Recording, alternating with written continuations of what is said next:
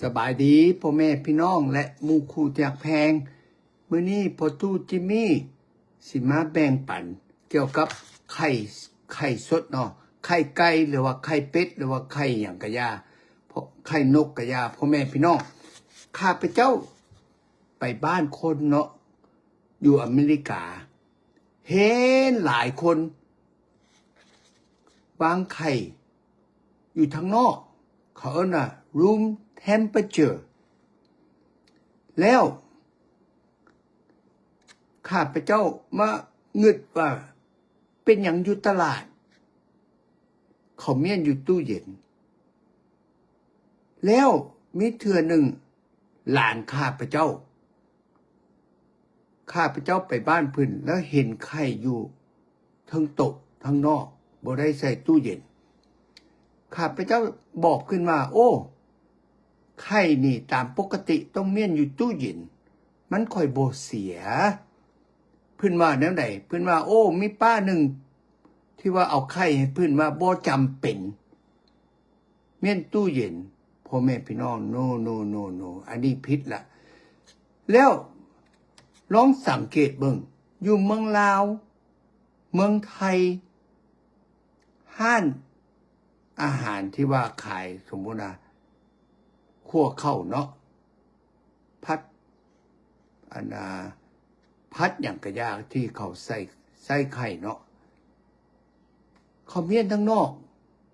มัดมือแล้วข้าพเจ้าเข้าไปค้นคว้าเบิ่งแม่นไข่ไก่อยู่เอเชียมันพิเศษน้อยหนึ่งเพราะว่าอย่างอยู่เอเชียไข่ไก่มันมีอีกเขาเอิ้นว่าอย่างอีกทางนอกมันมีตัวouter มันมีอีกอันนั้นที่ว่าป้องกันได้โดนน้อยหนึ่งโอเคเพราะจังสั้นไข่ไก่ไข่เป็ดอย่างอยู่เอเชียมันอยู่ได้โดนแต่ว่ากะม่องประมาณ10 กว่าชั่วโมงพ่อแม่พี่น้องถ้าไข่สดตามปกติต้องเก็บเงียนอยู่ตู้เย็น1มาสด2มาป้องกันบ่ให้มีปัญหาเขาเอิ้นว่าถ้าไข่มันเสีย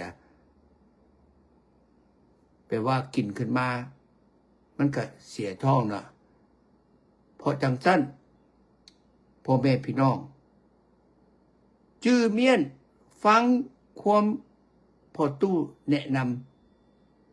ซื้ออยู่ไข่หรือว่าไข่ใกล้อยู่อันยังเขาให้อยู่สมมุติว่าฟาร์มไข่ไก่เนาะเอามาบ้านต้องเมียนอยู่ตู้เย็นเทมเปอเรเจอร์ต้องเมียน35 องศาของฟาเรนไฮต์แล้ว 1.67 ของเซลเซียสพ่อแม่พี่น้องอย่าสู้เสี่ยงพ่อแม่พี่น้องบ่คุ้มค่าต้องเมียนตู้เย็นเฉพาะอยู่อเมริกาอยู่เอเชียคือกันต้องเมียนอยู่ตู้เย็นโอเคพ่อแม่พี่น้องเสื้อข้าพเจ้าเถอะถ้าบ่ซั่นตลาดไปหยังเขาบ่เมียนทางนอกไปหยังต้องเมียนอยู่ตู้เย็นเสียไฟเพราะจังซั่นความคิดผิดเด้อถ้าเมียนอยู่ room temperature โดนแล้วมันสิเสียบ่สดโอเคขอกรุณาแบ่งปันคลิปตรงนี้ให้คนอื่นเฮียนฮู้สำคัญหลายโอเคขอบใจพบกันโอกาสหน้าบ๊ายบายเห็นบอกไข่หลายบ่ไผสิมาเอาแบะมาเด้อขี่ยนต์มาเด้อสิแบ่งให้ดอกโอเคเราจะลกบ๊ายบาย